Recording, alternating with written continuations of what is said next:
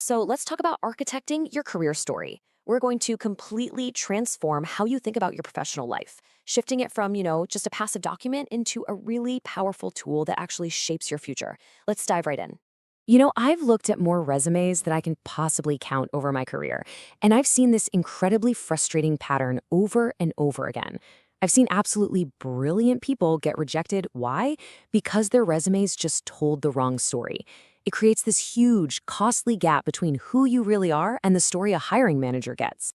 So, you might be wondering, where did this idea even come from? Well, it definitely didn't come from a textbook. It came from a real world career journey. And it all started with a huge shift in my own perspective. I had to learn to think like a manager. For me, it all kicked off back in the 90s. I was a programmer, deep in the tech world. From there, I moved up into project management and then eventually program management. Now, this journey wasn't just a change in my job title, it was a radical, fundamental change in what I was responsible for. And the change was stark. As a programmer, my whole world was about showing my skills, proving I could write the code, that I knew my stuff. But the moment I became a manager, the game completely changed. The focus was now on selecting teams and defending hiring decisions. I wasn't just doing the work anymore. I was now the one accountable for choosing the right people to get it done. And that led to a really harsh truth. One I learned pretty fast. For that first all important step, just getting shortlisted for an interview, what's written on the resume often matters way more than the actual person behind it. It's the gatekeeper, right? And if it tells the wrong story, that gate stays shut. Period. Now, what started as a realization for me in the tech world, well, it soon became a clear, undeniable pattern. I discovered this problem was absolutely universal. It was showing up again and again across completely different, really high-stakes industries. I mean, think about it. In healthcare IT, I was managing these critical hospital system rollouts where one single bad hire could have serious real-world consequences. Then later, as a co-founder in a logistics business, every single person we hired had a direct, immediate impact on our bottom line. In both of those intense environments, the exact same resume problem kept costing us incredible talent. And the pattern was always the same two types of candidates. On one hand, you had these incredibly capable people who were basically invisible because their resumes were just generic. They failed to show their true value. And on the other hand, you had people who looked amazing on paper, but would totally crumble in an interview because their resume wasn't built on real defensible stories. And this is where the big aha moment hit me.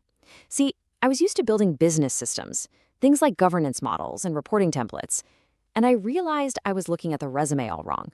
I had to stop seeing it as just a document. This led me to a complete redefinition. A resume isn't a history document. It's not just a simple list of jobs you've had. The new definition? It's a system that is purposefully built to influence a hiring manager's decision. This changes everything. It's no longer passive. It's an active tool you're designing to get a specific result. And when you start treating your resume like a project, you can suddenly apply a strategic framework to it. You define your objectives. What does this resume have to achieve? You identify your constraints, your actual experience, the market you're in. And you set clear metrics to track success, like callback rates and how many interviews you land. All of a sudden, it becomes a manageable, measurable process. So out of this new mindset, a really tangible, structured solution started to take shape, a framework that was built from decades of this hands-on experience. It provides a clear, reliable path to crafting a truly powerful career story. This whole framework rests on three pillars that all work together. The first is resume rebranding, which is all about getting you noticed. The second is interview storytelling, which makes you memorable. And the third is career path guidance, which makes your journey intentional. Each one builds on the last, creating a story that's not just compelling, but also totally coherent. So let's look at pillar number one, resume rebranding. And listen, this is way more than just editing for typos. It is all about strategically repositioning you as the ideal candidate. That means building a strong hook that grabs attention in seconds, and crucially, translating your work into measurable, impressive outcomes. To make this real, the rebranding process is super structured and systematic. It's not guesswork. It covers everything from targeting the exact right role to crafting your core story to making sure you can actually pass those automated screening systems. But most importantly, it focuses on creating a hook point. That one unique thing that makes a hiring manager literally stop and pay attention in that critical first scan. Okay, so next up is pillar 2, interview storytelling. This is absolutely critical. This is where you bring that fantastic new resume to life. The whole goal here is to turn every single bullet point into a compelling 2 to 3 minute story. You learn how to deliver the context, the challenge you faced, the specific actions you took, and of course, the results you achieved. And finally, we've got pillar 3, career path guidance. Look, a great resume is pretty much useless if it's pointed in the wrong direction. This pillar is all about building a map for your future, strategically connecting your past roles and unique strengths with what the market actually demands right now. This makes sure your next move isn't just another job, but a truly intentional step forward. So, let's bring this all together. What's the big takeaway here? It means it is time to stop thinking of your career story as something that just happens to you. It's time to start seeing it for what it really is, a powerful tool that you control. And I want to be crystal clear, this whole perspective doesn't come from theory. It's forged from decades of leading teams and being the one accountable for hiring decisions. This framework is built on the real-world experience of knowing that getting the right person in the right seat is the difference between success and failure. So, if you only take one single thing away from this explainer, please let it be this. Your resume is not a history document. It is a decision tool. And the stakes are just incredibly high. A hiring manager uses that tool to make a choice, to take a risk on you, or to walk away and move on to the next candidate in the pile. Your resume is the very thing that gives them the confidence to take that risk. Which brings us to a final and honestly, a really crucial question for you to think about. Is your career story an accident, just something you've let happen to you? Or is it intentional, something you have actively designed to win? The choice, ultimately, is all yours. All right, we're going to dive into something that, let's be honest, affects every single one of us in our professional lives. How to actually tell your career story. It's a skill that, for some reason, we're never really taught. And, getting it wrong can be a huge, huge problem. Look, I've been doing this for 28 years now, and I've seen a painful truth play out over and over and over again. I've seen absolutely brilliant, talented people get flat out rejected just because their resume was telling the wrong story. It's not a talent problem, it's a communication problem. And this is what I've started calling the resume gap. That really frustrating space between someone's actual skills and their ability to get that down on paper. It's a massive issue in hiring today. And we're going to break down exactly how you can solve it. So you might be asking, how did I get so obsessed with this? Well, my whole journey really started when I had to learn to stop thinking like a candidate and start thinking like a hiring manager. I didn't start my career as some kind of expert on this stuff. Far from it. Back in the 90s, I was just a programmer, hoping my code would compile. But then things shifted. In the 2000s, I moved into managing projects and programs, and eventually I became a co-founder and managing partner. And that path, it completely changed how I saw everything.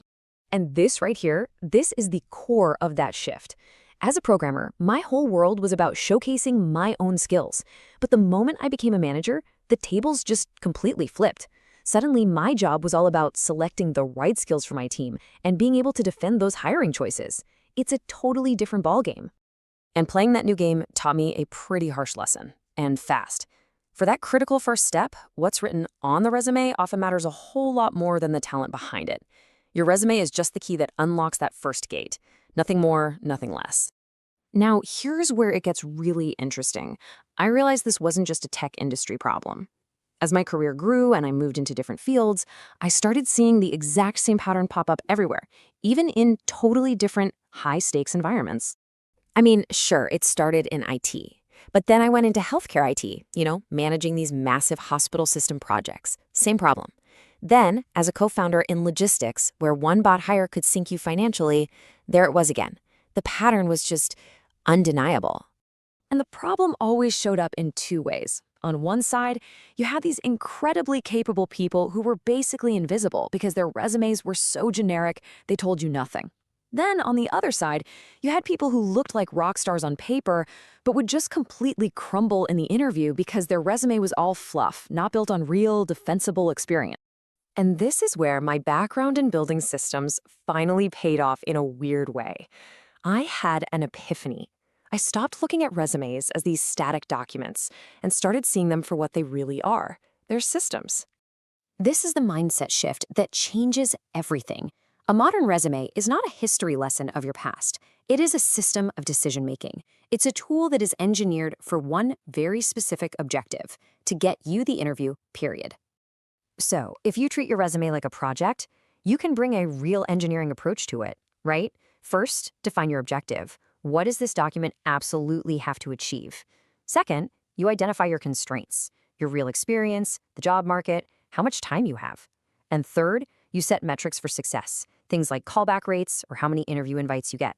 It stops being guesswork and becomes a strategic process.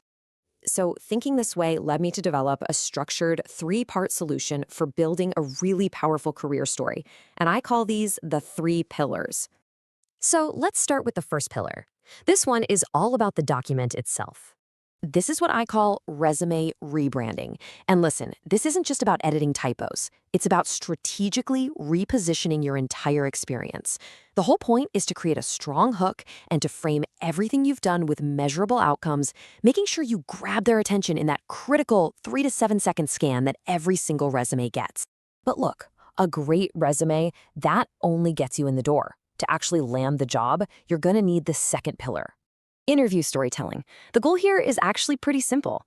Every single bullet point on your brand new resume has to be something you can turn into a compelling 2 to 3 minute story. We're talking about context, the challenge, exactly what you did, and what the results were. This is how you prove that your resume isn't just a bunch of words on a page. And finally, the third pillar is all about building your future, not just documenting things you've already done. And that's career path training. It's all about creating a clear, coherent map for where you're going. We help you take what might feel like a kind of messy or unconventional career path and reframe it into this powerful, differentiated personal brand that tells a very clear story.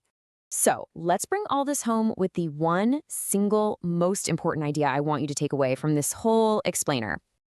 If you don't remember anything else, please remember this. Your resume is not a history document. It is a decision tool. A hiring manager, a founder, a recruiter, whoever they are using that piece of paper to make a choice. It's the tool they use to decide whether they're going to take a risk on you or if they're just going to walk away and move on to the next person in that stack of resumes. So the question I'll leave you with is this: is the story that you're telling making their decision easy? Is your next career move going to be something intentional, or is it just going to be accidental? If you feel your resume or interview skills are underselling you, check the description. You'll find links to join my Sacred Life WhatsApp community and to connect with me on LinkedIn for resume rebranding and interview preparation. And please don't forget to share this video with your circle. You never know, you might be gifting someone a life-changing career moment.